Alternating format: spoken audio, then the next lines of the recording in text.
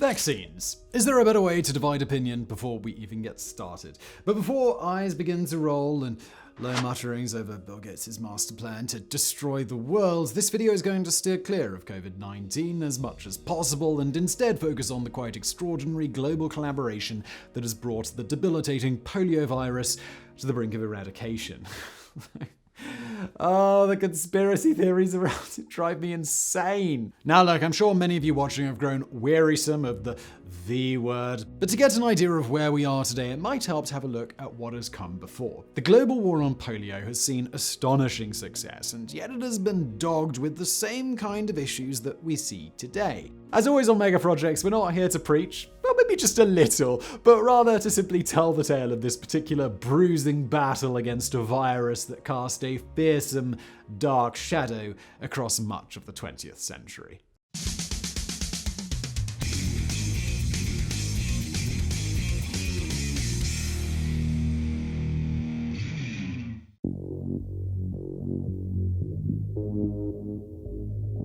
For those born after the 1980s in developed nations, the fear of polio has well and truly faded from the public consciousness. Like nuclear war and food rationing, the polio virus is something that our parents and grandparents had to contend with, but in the modern world, it's been all but wiped out. In fact, only 2 countries in the world, Afghanistan and Pakistan, are still endemic with polio. Polio is a virus that can be spread through contact, contaminated water, bodily fluids, and feces. Like COVID-19, many people who contract polio are asymptomatic or only suffer mild symptoms like fever, headache, nausea, and fatigue. However, for a small number, things get considerably worse. Around 1% of those who contract polio will experience lifelong paralysis of the arms, legs, or breathing muscles, with around 5 to 10% of these dying as a result. To make matters worse, symptoms can sometimes appear as long as 15 years or more after contracting the illness and can lead to what is known as the late effects of polio, which can include new muscle weakness, joint and muscle pain, and fatigue. So for many, polio is neither life-altering or life-threatening, but for the unlucky few,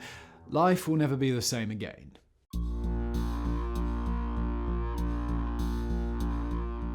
It's difficult to pinpoint how long polio has been around, but we have likely been plagued by this illness for at least a couple of thousand years. An Egyptian carving from 1400 BC shows a young boy with a leg deformity similar to what can occur with polio. But while polio has almost certainly been around for a long time, up until the end of the 19th century, it remained relatively uncommon. Now, we have to take into consideration that the virus wasn't isolated until 1909, so therefore this type of illness didn't have a specific name before then. Certainly, people had polio before the 20th century, but it was at the turn of the century that we saw a dramatic rise. And paradoxically, one of the potential causes for this rise was our newfound desire for cleanliness. Before this, immunity to polio was frequently passed down through generations, normally from when a baby was still within the womb and through breastfeeding. Polio comes in 2 stages. The first is a mild stage that remains in the digestive system, while the second, far more destructive stage attacks the nervous system. Because of this, before the 20th century,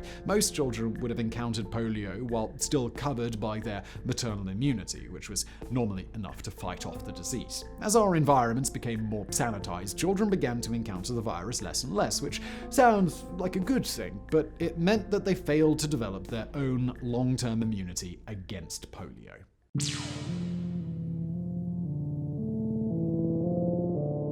Sporadic outbreaks of polio occurred in the lead up to the start of the 20th century. 26 cases in Boston in 1893 and 132 cases with 18 deaths in Vermont the following year. Things got much worse for the heavily populated New York City, and in 1907, 2,500 cases were reported, with a full-blown epidemic taking place, the first anywhere in the world, being declared on the 17th of June 1916.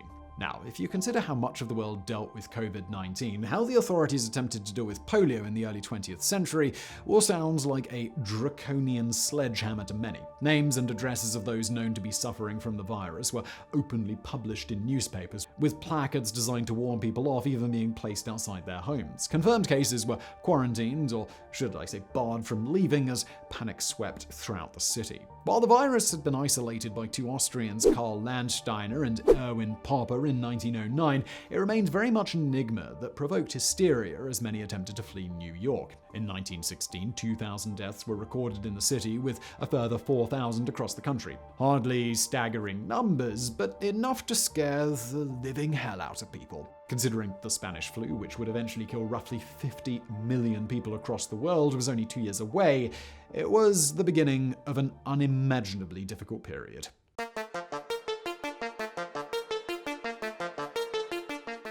Unlike COVID-19, which spread rapidly around the world, polio's spread was much harder to map and typically came in waves, often coinciding with summer. The US saw a fall in cases after the initial early epidemic in New York, but in the late 1940s and early 1950s, it had come roaring back and completely eclipsed the earlier outbreaks, peaking in 1951 with nearly 58,000 cases and just short of 3,000 deaths. The UK also saw its first serious outbreak in 1947, and by the 1950s, the nation was experiencing over 7,000 cases of paralytic polio each year, with up to 750 deaths. Polio is now spreading around the world, and by the 1980s, 1,000 children each day were left paralyzed as a result of the virus. But by that point, an answer had emerged.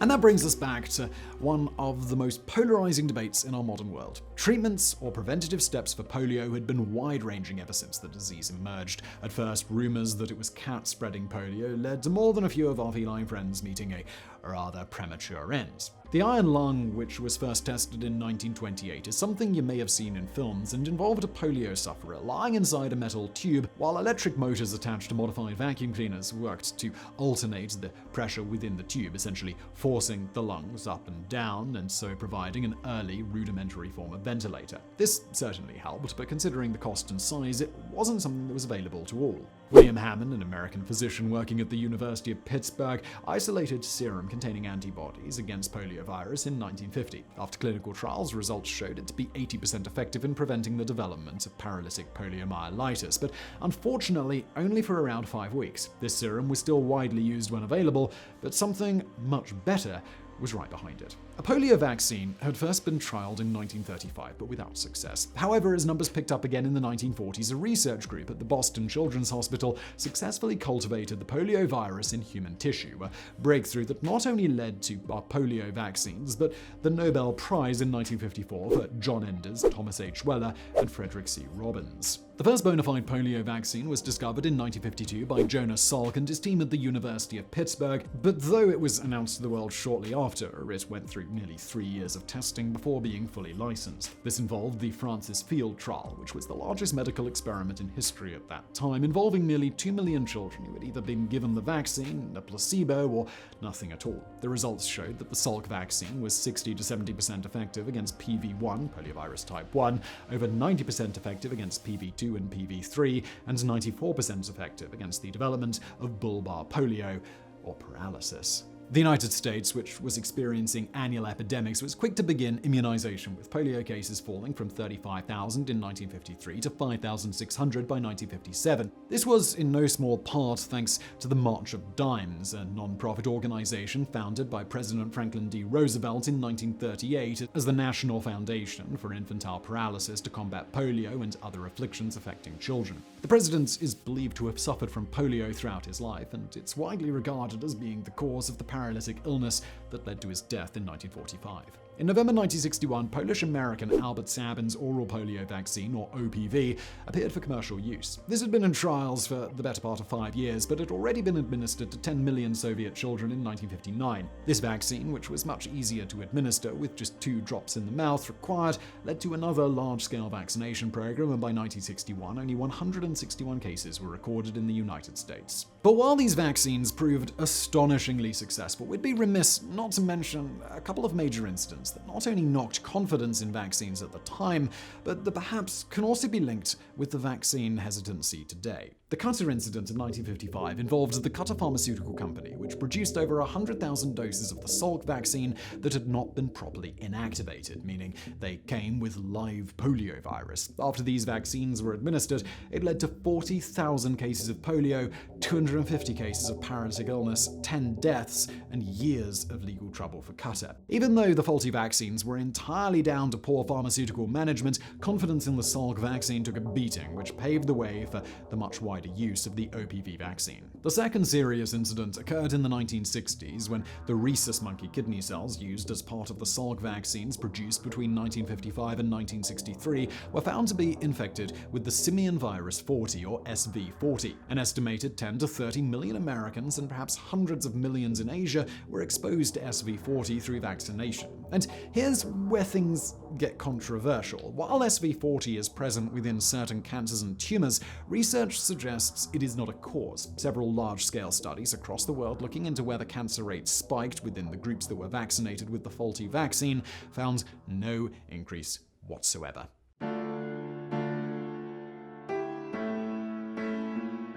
In 1988, polio vaccines had been available for almost 30 years, and yet the virus remained endemic in 125 countries across the world, including the well-developed France, Spain, and West Germany in Europe. At this point, it's probably just easier to say what countries were polio-free, and they were the US, the UK, Canada, Australia, New Zealand, Italy, Japan, South Korea, the Scandinavian countries, Chile, Argentina, Paraguay, Cuba, and Czechoslovakia, which was actually the first country scientifically able to demonstrate the nationwide eradication of polio in 1960. There were a few more countries, mainly dotted around Europe, but broadly speaking, most of the world was still crawling with polio. And that brings us back to the year 1988, in which the World Health Organization, WHO, launched the Global Polio Eradication Initiative, or GPEI, with the lofty target of eradicating polio from the planet by the year 2000. At the time, this was a quite extraordinary goal, but you have to say the WHO, UNICEF, and many countries around the world set about it with unbelievable vigor. This involved much more than just drop-in clinics around the world and included 4 doses of OPV for newborn babies, supplementary doses that would cover all children under the age of 5, active surveillance and laboratory testing, environmental surveillance such as testing water and sewage, and finally a mop-up campaign which would target smaller outbreaks. If that sounds like an unbelievable amount of work, it really is. But then again, humans can do some quite extraordinary things when we stop fighting long enough to collaborate properly.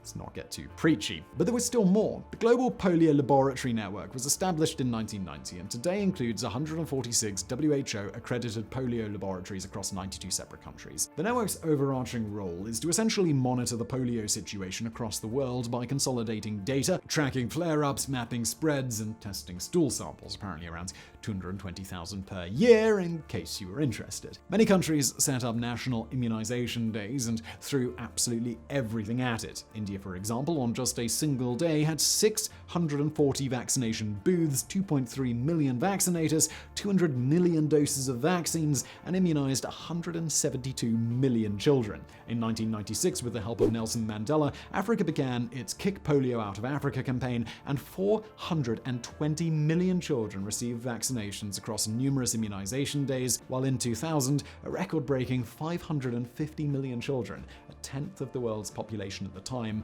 were vaccinated across the world. The year 2000 has a nice ring to it, but it proved overly ambitious, though not by as much as you might think. In 1994, the entire Americas were classified as polio-free, with China in 2000 and Europe in 2002 following suit. While Africa was not yet deemed entirely free, only 4 countries remained where the virus was endemic: Niger, Nigeria, Egypt, and Somalia, while the rest of the continent was broadly classified as polio-free but not certified. In 2014, another major milestone was achieved when India and its bulging 1.3 billion population were declared polio-free, and it appeared that the world was on the brink of eradicating one of the most feared diseases of the 20th century.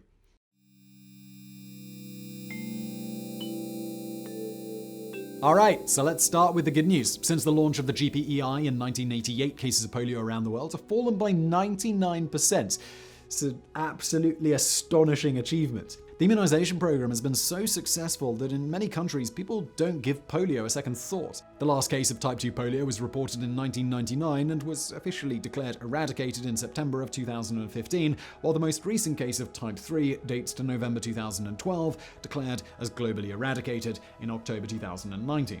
But polio isn't gone. The virus remains endemic in Afghanistan and Pakistan, while smaller flare-ups have occurred in Syria and other countries in Africa and Asia. However, almost all of these outbreaks were brought under control relatively quickly thanks to the rapid work of the global polio laboratory network. As the finish line comes into sight, it's fair to say there have been some wobbles. Vaccination hesitancy has been growing for some time, while rumors of their links with HIV and other illnesses continues to dog efforts. Then there are the whispers that vaccines contain either animal products or even being used to sterilize certain populations.